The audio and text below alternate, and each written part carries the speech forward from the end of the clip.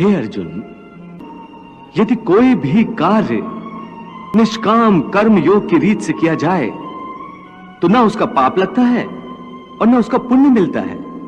निष्काम कर्मयोग? हां, निष्काम कर्म योग। ये कौन सा योग है माधव, जो मनुष्य को पाप और पुण्य दोनों से मुक्त कर देता है? ये एक गूढ़ विद्या है पार्थ। जो इसके रहस्य को समझ लेता है वो इस संसार में रहते हुए भी, संसार के सारे कर्म करता हुआ भी कर्म फल के बंधन से मुक्त रहता है। ये बड़ी अनोखी बात कर रहे हो केशव। मेरी बुद्धि अभी तक इसको ग्रहण नहीं कर रही। क्योंकि तुम्हारी बुद्धि पर अभी तक आसक्ति का पर्दा पड़ा हुआ है, और जो निष्काम कर्मयोग मैं बता रहा हूं उसकी बुनियाद ही निरासक्ति के आधार पर रखी गई है।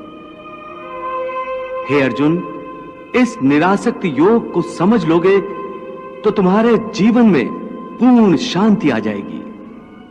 हे माधव, इस योग की साधना कैसे करते हैं? इस योग के नियम क्या हैं? उसकी साधना के लिए कोई हजारों वर्षों की तपस्या की आवश्यकता नहीं।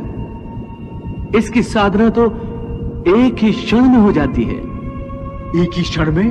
हां, एक ही क्षण में। जिस क्षण में प्राणी अपने मन का रवैया बदल लेता है वही क्षण। परंतु हे केशव, कोई भी मनुष्य एक ही क्षण में आसक्ति को कैसे छोड़ सकता है? जब वो कर्म करता है तो उसके फल की आसक्ति तो उसे कर्म का हिस्सा होती है, जिसके अंतर्गत फल पाने की इच्छा से ही कर्म करता है। हे अर्जुन, बस यहीं से निष्काम कर्म योग की साधना शुरू होती है।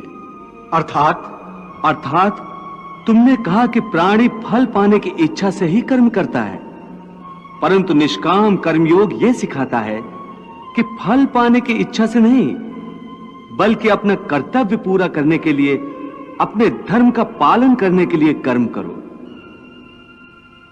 फल पर भरोसा रखकर कर्म मत करो, क्योंकि फल पाना तुम्हारे हाथ में नहीं, तुम्हारे अधिकार में केवल कर्म करना ही है।